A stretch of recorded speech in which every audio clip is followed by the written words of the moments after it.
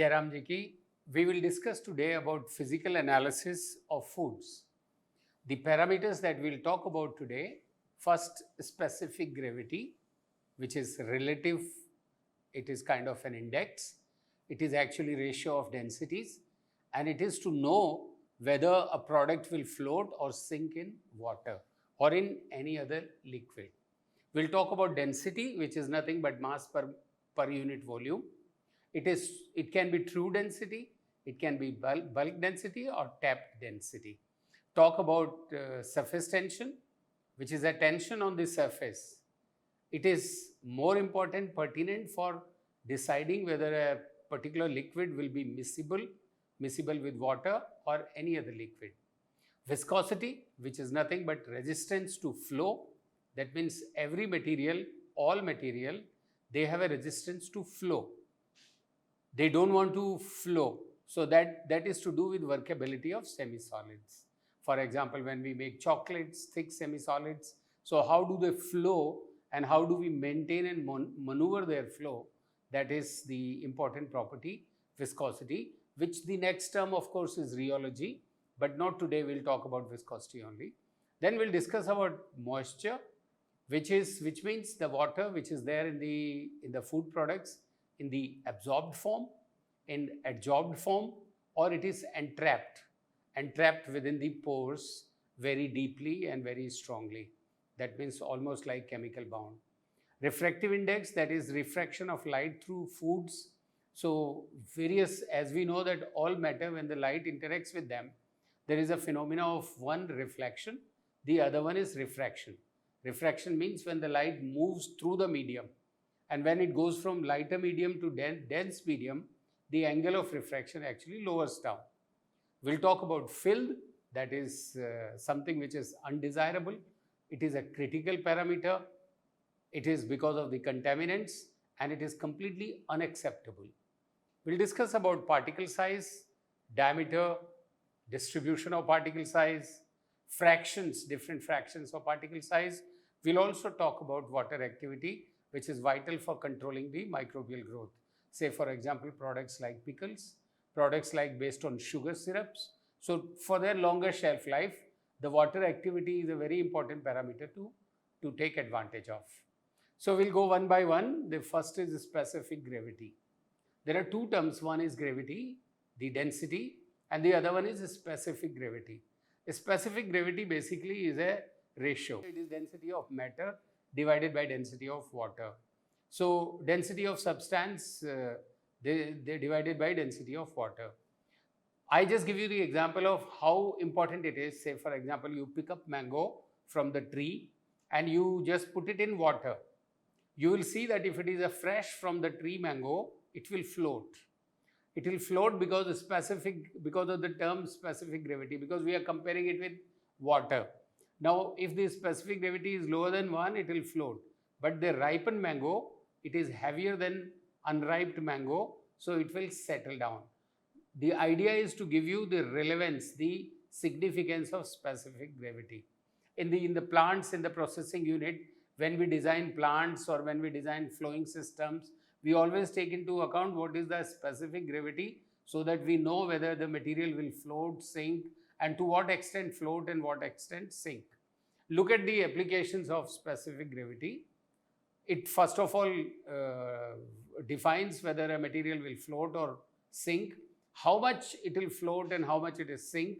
You see on the right side, the first figure, different levels of sinking. Then it determines the purity of the substance and determines the quality of food. So if we know the real density, true density of a food, and if you are checking its quality, if it is not as per that, that means the food is impure. So for purity also, it can be parameter. Differentiate different grades of food. If you are comparing, suppose for example, you are buying wheat and you are buying wheat from different markets, then to compare one grade from the other, you can use density as the criteria for knowing the grading. The equipments that you design in the food processing plants, specific gravity is very important, density is very important. Look at the figure which is in the bottom. One particular substance is settled in the bottom. The second one in the middle is completely floating. And the third in the last you see is half floating, half sinking. So if, for example, I just give you the example of a specific gravity of a material 0.8. Suppose there is a solid material which is of specific gravity 0.8. If you put it in water, 80% of it will sink, 20% of it will float. If it is a specific gravity 1, it will not be sinking, it will not be floating, it will be at the same level. But if it is, say, for example, 1.2, the whole material will sink. If it is further less, suppose 0.2, then 20% will sink, 80% will float. So this gives you an idea about what significance specific gravity has. In order to determine the density, the ratio of mass to volume. So you want to know how much is the mass of a unit volume. Now density is one true density. That means there is nothing else is involved, only the mass of the material, mass of the food product that you are checking the density of. But generally, food products are handled in bulk. Say, for example, wheat grains, pulses, all sorts of millets. They are all handled in bulk. When we say bulk, that means the material along with the air which is entrapped. So when you have grain, a container full of grain, along with the grains there is also air. So that is aerated bulk density. But if you tap it, for example, if you press it or you put one sack on the other, then one sack is pressing the other below. So there is a tapping. When you tap, you can fill in the same sack more material. That is called tapped density. So weight per standard volume, and it is compacted weight, the bulk density which is tapped. Tapped bulk density is always more than the aerated bulk density. Now index of how food grains, aerating is there or how loosely they are there, bulk density will depend on porosity, particle size, moisture content and density. Increase with the moisture. If the moisture level is high, then the bulk density will increase. If porosity is low, bulk density will increase. But if it is more porous, the bulk density will go down. And degree of compaction, as I told you, one sack or the other, the bulk density will increase. The flour mills, for example, when they design the flour mills, they always take into account what would be the bulk density of the wheat. So, for example, for determining what will be the yield of the flour mill, milling yield depends on the bulk density of the grains like wheat or pulses or anything. So, true density, which is the density of the matter as such, no any entrapment of air, no air aerated, completely it is only material, that is true density. But if it is aerated, it is bulk density. It is measured first by the pycnometer or by the density bottle. You see it on the right side. But then there are other devices also which are actually also not only for density but also for specific gravity, like lactometer, hydrometer, or in the case of hydrometer, you can have various series of it. It can be meant for alcohol, it can be meant for molasses, it can be it can be designed for any kind of solvent. Lactometer is a type of hydrometer which is actually designed for checking the specific gravity or density of milk. So if the hydrometer, it goes lower the density of the fluid, deeper the float B will sink. You know, you see in the picture below, there is a part A, there is a part B. B is a heavy part. A is a part which is graduated, which will tell you about the level. So when you put this hydrometer into the liquid, it will float or sink. So if it sinks deep, that means the density of the material is lower, and the graduation on A is based on the calibration. It is calibrated as per the requirement. If you are calibrating it for alcohols, then you do it for it becomes alcoholometer. If it is for milk, it is become lactometer. If it is for others, then it is hydrometer designed for that particular liquid. This is another way, Westphal balance, in which you are dipping the, instead of just leaving the hydrometer as such, you are now weighing the amount of water which is displaced by it, and this is another way of doing the relative density and specific gravity.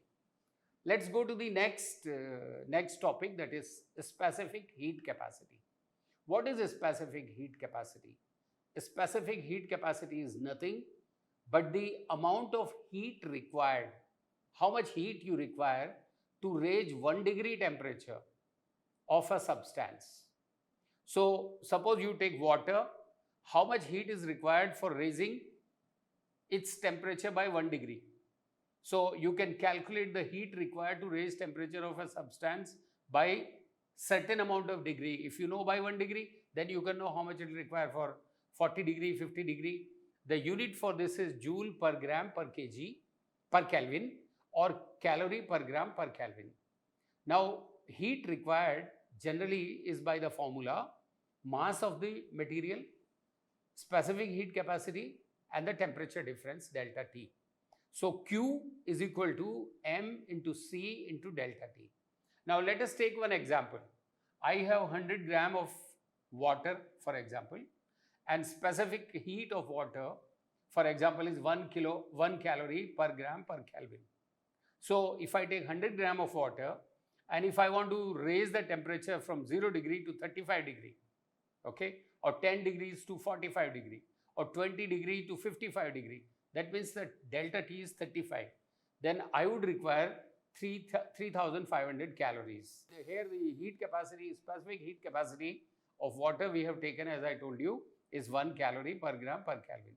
So we would need 3,500 calories. Let us do one numerical on the same thing. Suppose you have 20 kg of water and you want to heat this water from 10 degrees to 100 degree, and you have a heater, you have an immersion heater, immersion rod, which is of actually 1000 watt. So you have 1000 watt heating rod and you want to heat 20 kg of water from 10 degrees to 100 degrees. You want to find out how much heat is required for this. Remember, specific heat capacity of water, for example, is 4200 joules per kg per Kelvin, or 1 calorie per gram per Kelvin. So this is in joules now we are talking. Now the mass of the water that you have is 20 kg. Initial temperature you have taken is 10 degrees. The final temperature is 100 degrees. So delta T becomes 90 degree. So you want to have an increase of 90 degree of water and you have to give heat. Heating is by 1000 watt rod, which is working at the efficiency of 80%. So only output is 80%. So basically you are getting 800 watt. Okay. So the heat required would be, as I told you, mc into delta T. M is 20 kg, C is equal to 4200 joules per kg per Kelvin, and delta T is 90 degree. So basically we will get about 75,60,000 joules is equal to 75.6 into 10 raised to the power 5 joules per kg per Kelvin would be the heat required. So now you are able to calculate yourself how much heat is required for raising the temperature from 10 degrees to 100 degree of water. Let us take this example, how much time it will require, for example. So time required generally is energy consumed into time divided by output power, how much power output you had given. That was 0.8, I told you 80% was the output. So energy consumed was 75.6 into 10 raised to the power 5 joules is equal to 0.8 into 1000 watt into time. So time comes 9450 seconds. So that means 2 hours 37.5 minutes. So by this, if you have the value of specific heat of any material, food material, and you are designing your processing plant, and you want to design the heating system, then by this specific heat method, you can know beforehand what all you will require, how much time it will take to range from one temperature to another temperature, and what kind of heating arrangements you have to put in place. Let us talk about surface tension. This is a very, very important property, especially of liquids, okay? Now, in the case of liquids, what happens is all the molecules which is there in the liquid form in the body mass, full mass, they are all attracted with each other. Look at this. The molecules inside are attracting each other. The molecule which are above it, they are forces downwards. Below it, they are upward. The forces are getting cancelled. But those which are on the surface, on the top, on the surface, there is no balancing on the top side, because on the top side is air. So the forces which are upward actually are making the layer, water layer or any liquid layer, stretched outside, and that is called the stage of tension. If you want to understand the surface tension, the best way to do is to put a small oil pin on water, and it will not sink. The reason for that is the tension which is there on it. Even though the density of steel is very high comparison to water, normal cases it will sink, but the oil pin that you put it there is able to, the weight of that is compensated by the tension the water has, and it will not sink. This is important from the point of view when you have to mix two liquids. For example, you mix oil with water, ghee with water, they will never mix with each other, because each of them have a tension, and because of that tension they are not miscible. So in order to make them miscible, you are supposed to reduce tension. How do we do it in the food industry? You must have seen on all the processed food, there is a term called emulsifier. You look at the packet, they write all the contents, and then they write food grade emulsifiers. Those emulsifiers reduce the tension. How do you measure the tension? As I told you, there is a tension upward. The top layer of the liquid is stretched. So to measure it, you can easily do it by the capillary rise method. You put a capillary in the liquid as it is shown in this figure. Because of the tension, because of the pressure upward of the liquid will rise in the capillary. How much is the height, up to what height it has risen, and what is the radius of the capillary, you can actually calculate the surface tension by the formula R into H into D into G divided by 2. R is the radius of the capillary, H is the height by which the liquid rises. If it is water, how much water has risen. If it is alcohol, how much alcohol has risen. So you know the height that the liquid has gone up in the capillary. D, which is the density of the liquid, that you know, and the G is the gravity. So multiply all four of them, divide by 2 is the surface tension. You can also do it by the drop method. Now you see, in this one I had explained to you why there is a tension. By tension, the top surface is stretched. What does it mean? That means the drop of any liquid will always be spherical. It will never spread. Suppose you put water on the tile, it will never spread unless there is a reduction of surface tension, unless the tile has got a coating which reduces the tension of water. So if how the spherical the drop is and how big the drop is, that can be the method, that is a principle for doing surface tension by drop method. So what you do is, you have a capillary and let the drop fall down. This is by the stalagmometer, and stalagmometer, from the orifice the liquid is allowed to fall. Now how many drops it is forming? Suppose, for example, you take stalagmometer and you make the milk fall. You put the stopwatch and count the number of drops. Suppose there are 200 drops compared to 100 drops of water. That means the surface tension of is 1/2 of water. If the surface tension is more, there will be more number of drops. Okay, surface tension is less, more number of drops. If it is more, there will be less number of drops. So a liquid showing 200 drops compared to 100 drops of water would have surface tension 1/2 of the water. The other method is torsion balance. In this one, what you have is force needed to detach horizontal ring. What you do basically is you put a ring, horizontal ring on the surface, and you attach it to the platinum wire, and you pull the wire up. the amount of force it requires, that will be the tension. All the surface tensiometers, they are based on this principle. Next property that we are supposed to talk about now is viscosity. As I told you, viscosity is resistance of a liquid to flow. That means there is a frictional effect due to passage of when the material is flowing, there is a top layer and there is a layer below. Okay. So the one layer or the top layer of the fluid, which is above the lower layer, there is a coefficient of viscosity, that is force per unit area, which is maintained a unit difference of velocity between parallel plane of fluid at 1 centimeter apart. Assume that there are two planes, one at 1 centimeter above the other one, then the coefficient of viscosity is force per unit area required to maintain unit difference of velocity. Now the kinematic viscosity is equal to ratio of dynamic viscosity and density of the same temperature. The unit of kinematic viscosity is Stokes and dynamic viscosity is dynes per centimeter, which is there in the poise or centipoise. Method that measures resistance to shear offered by the liquid is used for determining the viscosity. Now, easy relevance of viscosity is, you have honey in the beaker or honey in the vessel.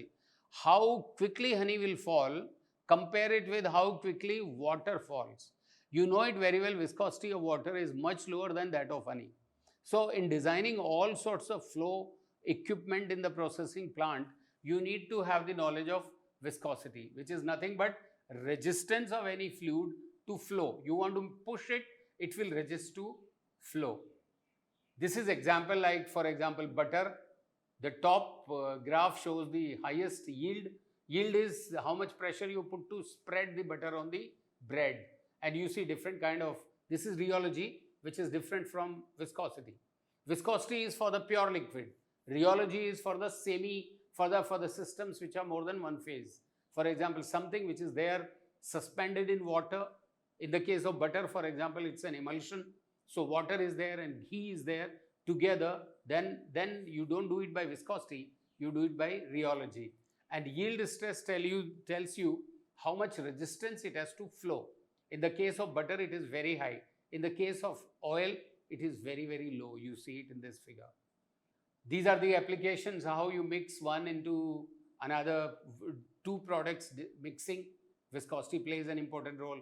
How they will flow in the pipelines, how you would be able to handle them like chocolate manufacturing, dough manufacturing. All this is part of knowing their rheology and dependent on viscosity. Let us talk about moisture. The next property that we talk about, moisture. All food products contain moisture. There is no food which does not have moisture. So when you buy it from the market, if you don't know how much is the moisture, then this has no relevance. For example, you buy 10 kg of flour, and if flour contains, for example, 10% moisture.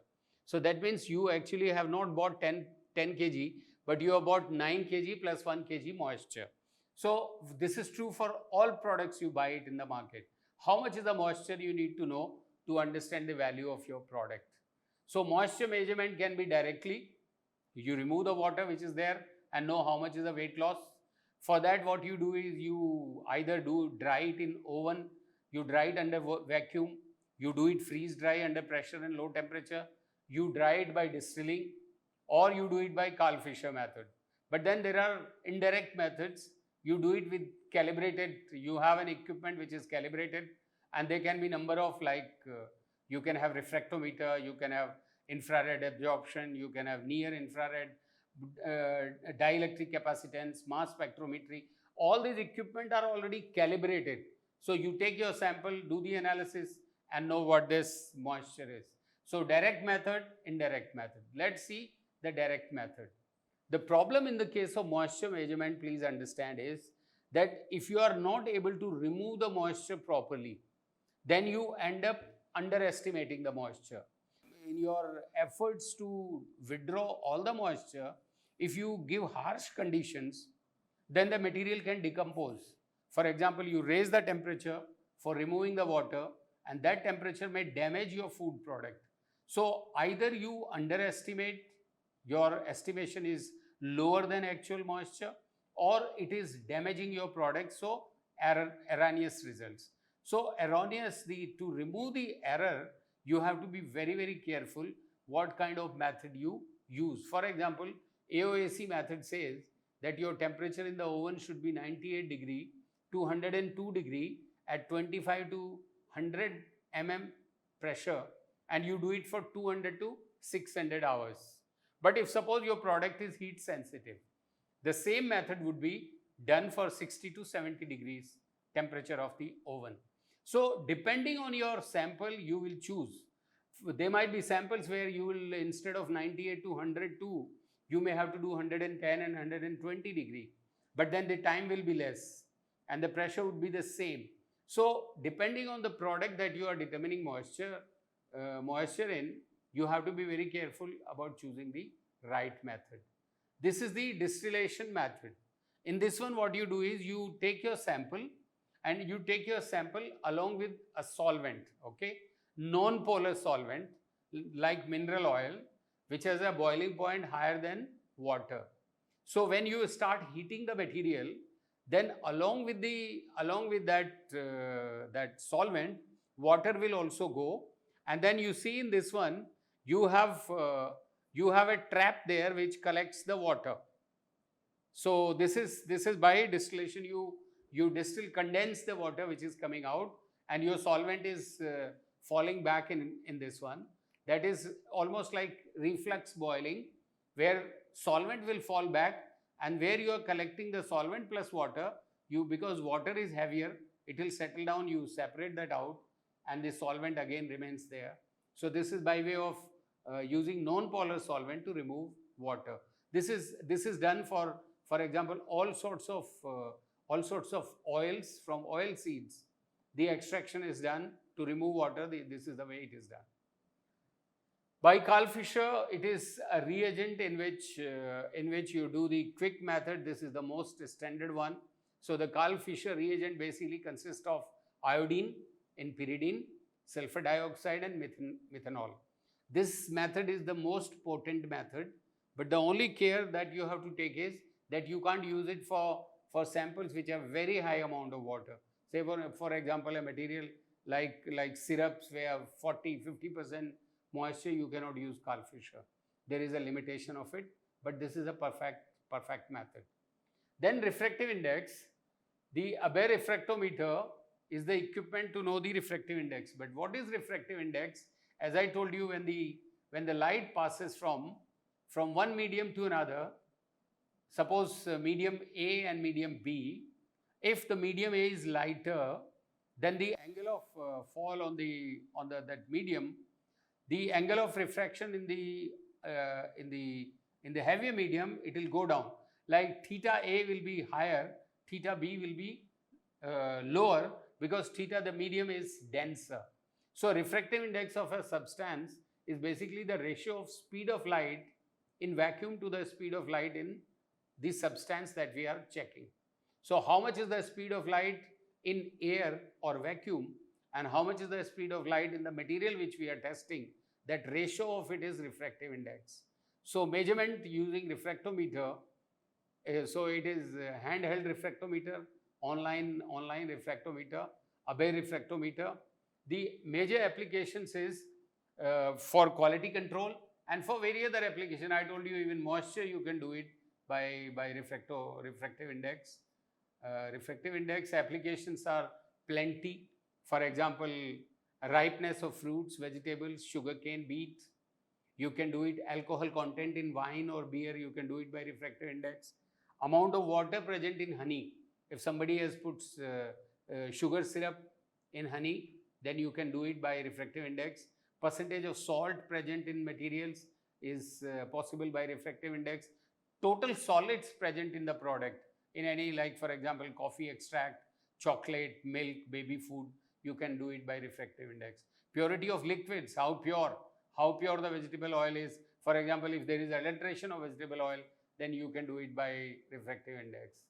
How do you measure the refractive index? Okay, refractive index is nothing but sign of angle of incidence made by a ray in air to the sine theta of refraction made by ray in the food sample. Say for example, this one. This theta A is the angle of incidence of light in air, and theta B is the angle of incidence of light in medium which you are measuring the refractive index of. So the ratio of sine theta A divided by sine theta B would be the refractive index. So refractive index measurement is very essential for various applications, from purity of liquids to amount of solids present, percentage of salt, amount of water in honey, alcohol content in wine, how ripe the fruits are, vegetable, sugarcane or beet. This all is refractive index can do this. You measure it ratio of sine of angle of incidence made by a ray in air. So sine theta in air divided by sine theta in the medium which you are, in the product which you are checking RI of, is the simple formula. Now let us talk about filth. Filth is a term which is absolutely unacceptable, undesirable. And this is one factor because of which many of our products, consignments in Europe, failed several times. Now this has very number of definitions, but here I will talk about these filth which can be heavy, which can be light. What actually filth means? Filth is nothing but it is extraneous, which has come from outside, like sand, glass, iron, anything that is gone into the food which is not desirable. During production, during storage, or any decomposition of product on shelf, for example, food product is decomposing. So decomposition products are also filth. Filth can come from animals, for example, rodents, insects, bird matter, or due to unsanitary conditions. When the hygiene is not properly maintained, then there can be any sort of material ingressing into food. So that is filth. Filth can be heavy. Heavy means higher density. Filth can be light. Normally the high density filth settles down. For example, you take a solvent like chloroform. You put your food product in chloroform. The filth will settle down. All other material will dissolve in chloroform and you can separate it. There is light filth which is oleophilic. Oleophilic means it does not wet with water. So it is actually oil soluble filth. So this kind of filth you separate by putting the emulsion. So put the oil in water emulsion into the system. So the emulsion will float the lighter material and all others will remain there. After it is floated, you break the emulsion by adding alcohol and you sieve the filth, remove the filth by screening. You can also sieve the filth. If the filth is of bigger particle size, then you screen your material like any kind of liquid material or any juices, or if you screen it through the sieve, then all the filth will remain on the screen and the material will pass through. So this is, I was telling you about our Indian consignments rejected by Europeans, calling them filth just because of one reason, that they did not have proper label. They call the material as filth. So that can also be one way of, I think we have to be very careful what filth is. Here it is heavy, light, sieved, sieving of bigger particles, but the Europeans called our good product also as filth because on the label, not properly, everything was not properly written. So they called it filth. Then the next one is particle size, that is the diameter of particle size, diameter of particles which are there of the food. You do it by knowing the diameter, you do it by distribution of particles. This is something called sieve shaker. You see there are several types of sieves put, number of sieves, different particle size, and the bottom is actually container. So all that is which is falling through the sieves will be collected in the bottle and the machine will shake. So all the material on these sieves will be shaken, the finer will go down, the lighter will remain on the sieve. So you have a distribution of particle sizes of product done by this method. You can also do it by elutriation. Elutriation is nothing but you flow the liquid from bottom. So the heavier particles will go down, but the lighter will be with the flow of liquid will go up and separate it. So you can separate. Basically, this is for less than 200 mash, which is close to about minus 73 micron particle size. So you can, they will not be falling as the dense, as the bigger particle will fall. So they will flow along with the water and you can separate them. Last one is water activity. Water activity is about the equilibrium between the water, vapor pressure of water which is present in the product and the vapor pressure of the surrounding. Now, why it is important is because most of the products based on water activity, we increase their shelf life. For example, pickles. For example, various kinds of products which based on sugar. You must have seen in the market in sweets, for example. The products based on sugar and based on desi ghee will last longer because they control the water activity in such a manner that the microbial growth will not be there. So this is a very, very important term for the shelf life of products.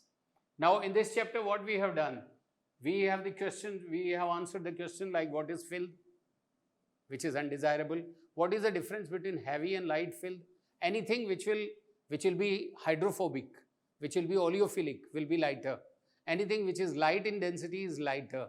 So it will float, which is heavy will sink. What are the techniques to remove, separate different types of filth? There are many techniques. The heavy will be just by gravity. The lighter will be use of emulsion. So put the emulsion, but emulsion should not have air in it. It should be free from air. The lighter filth will go up. While doing the moisture, it is always a challenge. Is another question why it is a challenge? Because removing the moisture from food products, it is absorbed, it is entrapped, it is adsorbed, is very difficult. If you want to remove all the moisture, maybe you end up giving more heat and damaging the product, which is not acceptable. What is the significance of specific gravity? We have already known that specific gravity is nothing but relative. It is relative to density of water.